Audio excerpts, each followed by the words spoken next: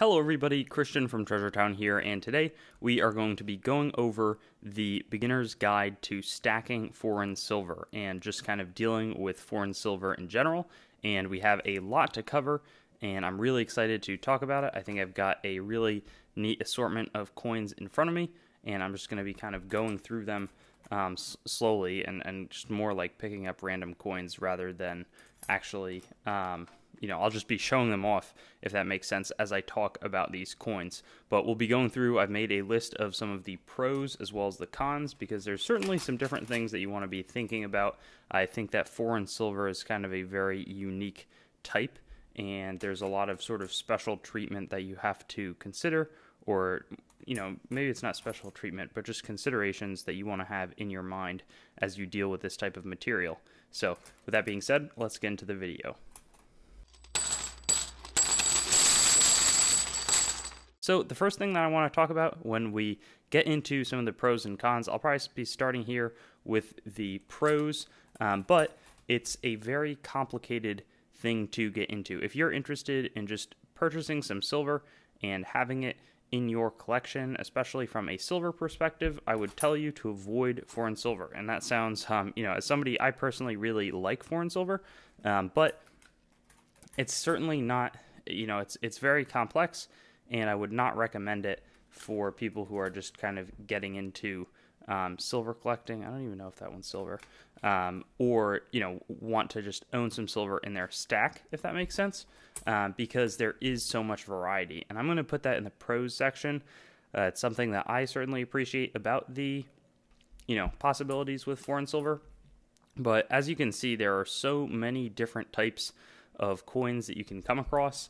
And, I'm just kind of going through and randomly picking them, but there's a massive number. So maybe it's from your country that you want to collect, or maybe you just want to amass a bunch of silver, but this is probably not going to be the smartest thing to do from a financial kind of how, I want to get into silver. So that's what I consider a pro, is the variety as well as the history. When we look at these coins as we go through, there's so many different ones. The previous one was from the Philippines. This one looks like it's from Guatemala, and you see all of these older coin designs with so much on them. This one looks like maybe it's a Thai coin, and that could have some value for sure. This one looks like it's been overstruck, 1923, on top of a Costa Rican 1880 coin. Maybe revalued. This one, another one from the Philippines, when the U.S. occupied. There's huge amounts of history on these, but so that's a kind of a nice thing. But the problem is that, and we'll get into this more, but there is so much variety that there's very little standardization with these coins. So it's often going to lend itself to something where the collector is just kind of purchasing coins and owning them, and there is some silver in them, but it's very challenging and kind of non-economic to refine them. Compared, especially, I think the closest comparison would be like constitutional silver from the United States, and that is in a totally different position because everybody recognizes it. A 90% quarter, it's very easy to value it, whereas this Czechoslovak 1932 probably 10 korun. How are you going to put a reasonable value on it? Even with a more common coin like this, I think it's 62.5% silver coin from Germany, there's a lot more people, or a lot less people trading it as a commodity when you compare it to the 90% from the United States. With that being said, there's a ton of interesting collecting possibilities, and this is kind of like another pro to go along with it, but you can really get a lot more older currency probably for a significantly cheaper amount than you could when you make some comparisons to the US. So often, in coin shops or even on eBay, a silver dime from, let's see, something from 1794 in the States is going to be astronomically expensive, whereas you can purchase this coin or this 1876 one mark, maybe there's not a huge difference there, but a lot of these coins are way cheaper than their U.S. counterparts would be. And that's not always the case. Then to go along with that, just like there are key dates and rare coins and rare, here you're going to have some rare countries. there is the upside of there being potential to be a lot more overlooked rarities. So a lot of coin dealers don't really know what they have in terms of their world coins. And I'd say, I know a fair amount about world coins, and a lot of the stuff that I have is a surprise, or I'll have to do a fair amount of research. But, it could be easy for people who have rare coins not to really realize that they have those. So there can be some sort of advantage if you have the information, just like there is in U.S. coinage, except a lot less people have the required information to know everything about world coinage. And often, the reality is a lot of these coins trade pretty cheaply compared to their U.S. counterparts. So people either don't really want to deal with it if it's like a, $7 of silver coin that's worth 30. A lot, people often will just kind of pass it up or not really be that, care too much about it. In my opinion or in my experience on the dealer level, there can be a fair amount of invested time.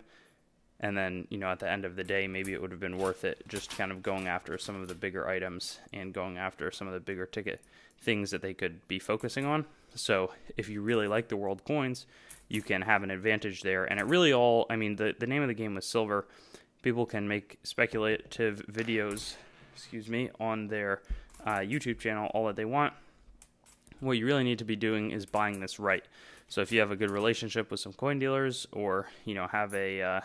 if you know what you're doing and you can purchase coins well below spot, there can be some big advantages, because getting silver below spot is always super nice. Now, they're pretty much that's most of the positives. You'll see, on the just how I was able to address a lot of the positives with like a corresponding negative. Same thing for a lot of the negatives. There are some kind of redeeming qualities, but the first one is that it's very time consuming to sell. With 90% US silver, you can just go to a dealer and sell it for a pretty, not a huge premium, because they know what they're buying. 90% spot silver, it's like very easy to trade. Whereas this stuff, there's a lot less buyers, there's a lot less liquidity, so it means that the bid-ask spread is going to be way wider. That's just kind of a theme that's true with most instruments, or when you're dealing with most types of things in a financial type transaction. If something's really easy to get in and out of, the sellers and the buyers will both do relatively better. That's actually a nice coin. Probably going to pull that one to the side. I wonder if it's valuable. And some of these coins that I've been kind of going through certainly are valuable, but I've had this for a pretty long time. This batch of silver coins, paid a fair amount for it. But it's challenging to sell, and it can be kind of annoying to deal with. I think that that's objectively true. If I went through and valued each one of these coins, that takes way much, a massive amount more time than if I could just say, hey, this batch of coins, we've got, $54 of face value, and it's all 90% silver. I know what I'm doing. There's also no standard. I mean, it's not like these are all one country's coins. They're all different purities, so it makes it a lot more challenging when you ship it off. People don't want to pay. Nobody wants to go through here and tell you what the purity of the silver is, or what the aggregate amount of silver that is in here is, so that they can pay for it. It's going to be pretty challenging. That poses a lot of challenges.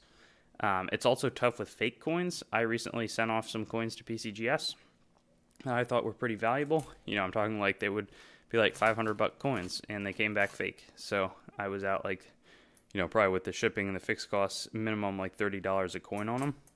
And I've seen a fair amount. I've recognized a good amount of fakes in the past, and here we are. And I got burned, a little while ago at this point. But when I release the video, I will have already posted the video of me getting burned. But the point is, it's not like, there is that information shortage, and it can be tougher to recognize fakes. I know some dealers who have bought large collections of coins, foreign coins, only to find out that a ton of the ones are fake. And wow, that's quite a rainbowy toning on that one. That's kind of cool. Let's see. This side doesn't quite have it, but maybe I'll put it aside. So that's something to think about. And then the overall lower demand, there might be the same, I would say there's probably more demand for U.S. coins than all of the world coins out there.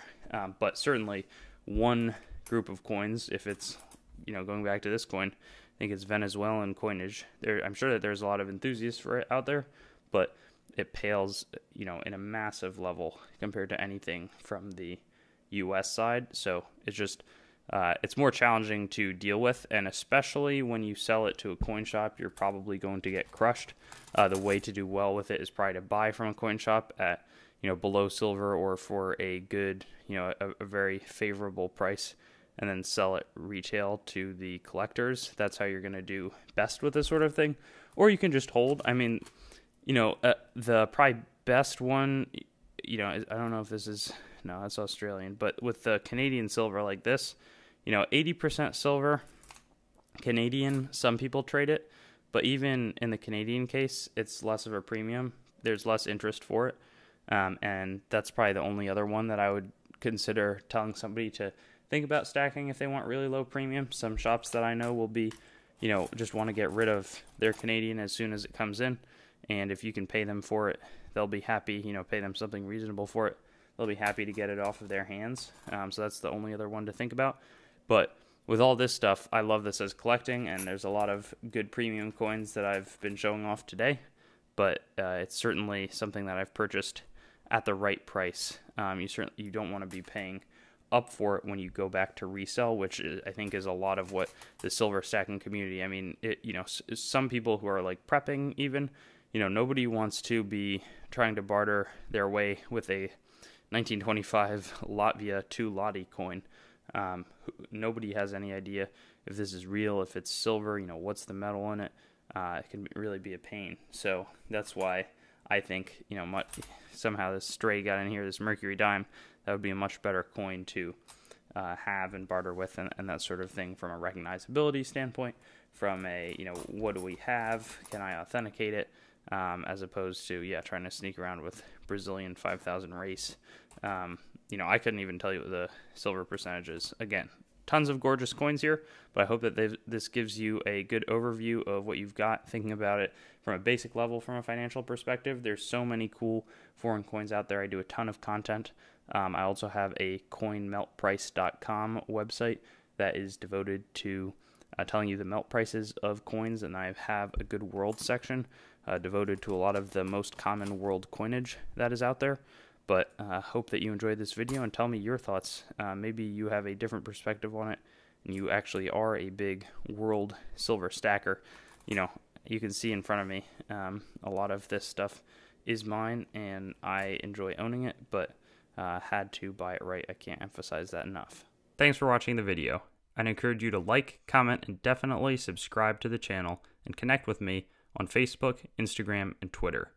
I also have a website, treasuretownYT.com, where you should go so that you can learn more about coins as well as what's happening on the channel and possibly find a place to sell your coins and collectibles. I also want to talk about some of my other projects like coinmeltprice.com, which shows precious metals prices as well as the melt values of coins containing those precious metals, both US and world. I also have coinsmetalscards.com, which will develop into a full marketplace, as well as a news source for coins, metals, cards, as the name might suggest. And then treasuretowncoins.com, which long-term will be my coin dealing entity, separate from the channel. And lastly, whatsthegrade.com, which will be a stickering service for already certified collectibles, where you can get a approval or verification of the grade on the holder. Hope you have a wonderful day, and I look forward to seeing you on some of my other videos.